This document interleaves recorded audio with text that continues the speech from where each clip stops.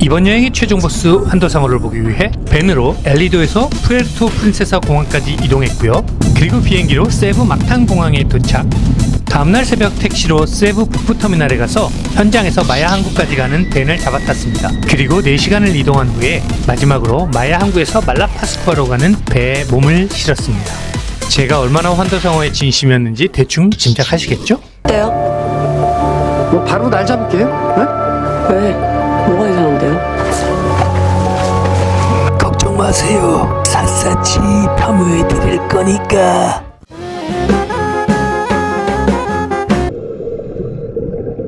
환도는 고리환 칼도.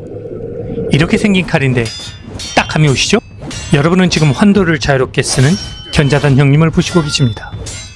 이런 영화 좋아했는데 요샌 이런 영화 보기 쉽지 않죠?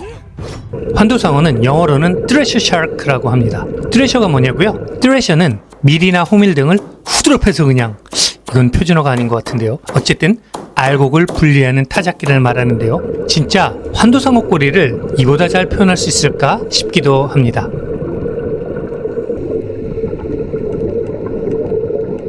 맞아요. 환도상어는 2-3m 되는 꼬리로 타작기처럼 물고기를 후드럽해서 기절시킨 후에 잡아먹는 독특한 사냥법을 가진 심해 어종입니다. 그럼 실제 어떻게 사냥하는지 영상 한번 보실까요? 이렇게 가서 시속 80km 속도의 꼬리로 갑자기 책스틸처럼 팍 때리면 그 충격파에 물고기들이 기절하고 뭐 그냥 그 다음엔 줍줍 하는 거죠.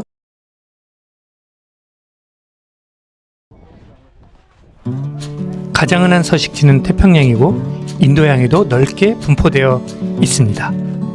지중해는 드물게 발견되고 대서양도 존재 가능성이 있긴 하죠. 하지만 지구상에서 안정적으로 환도상어를 볼 수 있는 유일한 곳이란 말은 사실이 맞습니다. 환도상어는 정기적으로 기생충을 제거하는 클리닝을 받아야 하고 그곳을 클리닝 스테이션이라고 부릅니다. 환도상어 세차장 같은 거라고나 할까요? 그런데 환도상어가 심해상어이다 보니 대부분의 지역에서는 세차장이 수심 100에서 200m 이상 깊은 곳에 위치해서 닌겐 다이버들이 접근하기가 어렵습니다. 그런데 이곳 말라파스쿠아의 해저 지형은 독특합니다.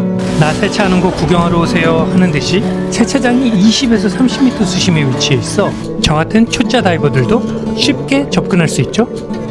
말라파스쿠아의 모나드숄, 키모드숄은 해저고온으로 얕은 수심에 위치해 있으면서도 주변은 수백 미터 이상의 급격히 떨어지는 심해와 연결되어 있습니다. 또한 이 얕은 수심대에는 청소물고기 클리너레스가 풍부하게 서식합니다. 덕분에 환도상어는 매일 새벽 꾸준히 얕은 곳으로 올라와 클리닝을 받으며 다이버들은 안전한 수심에서 환도상어를 안정적으로 관찰할 수 있는 거죠. 이 때문에 키모드숄, 모나드숄은 세계적으로 유일하게 환도상어를 예측 가능한 시간과 장소에서 볼 수 있는 축복받은 세계적 다이빙 명소가 될 수 있었습니다. 최근에는 키모드숄에 타이거 샤크가 출연하면서 환도상어들이 도피, 모나드숄 쪽으로 이동을 했습니다.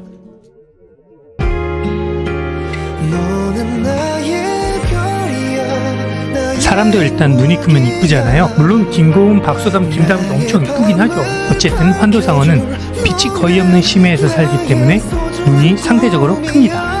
그리고 깊은 바다는 엄청 차가우니까 눈이나 뇌가 얼어 기능을 잘 못할 거잖아요. 환도상어 몸에는 특별한 혈관 구조가 있는데 따뜻한 피가 눈과 뇌 주변을 돌면서 마치 히터처럼 따뜻하게 지켜주는 거죠. 유식한 말로 하면 혈류역순환이라고 하는데 이로 인해 차가운 바다에서도 눈이 잘 보이고 뇌가 잘 작동할 수 있는 거라고 합니다. 네, 맞습니다. 환도상어가 수면 위로 뛰어오르는 이유는 아직 명확히 밝혀지진 않았지만 기생충을 털어내거나 낚싯줄을 벗어나거나 혹은 단순히 놀이로 점프하는 것으로도 추정됩니다.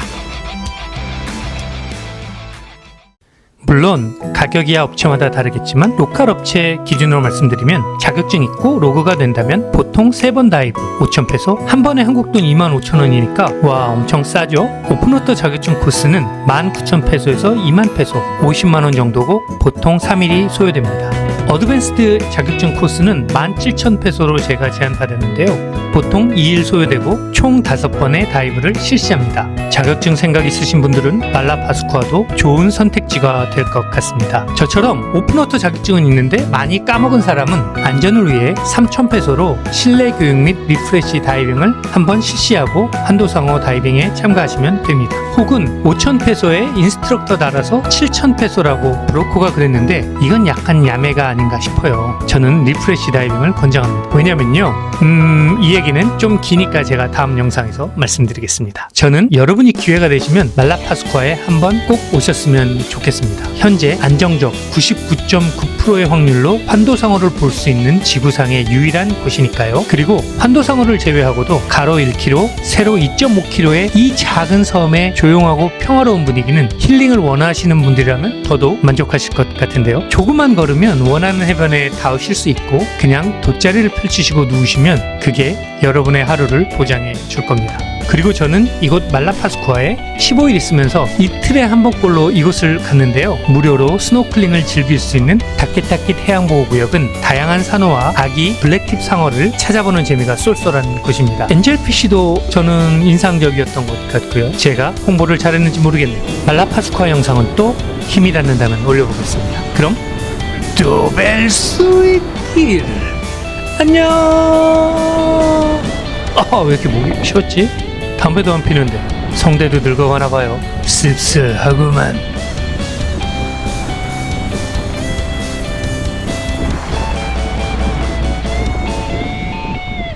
구독하라고 구독. 구독하라고 구독.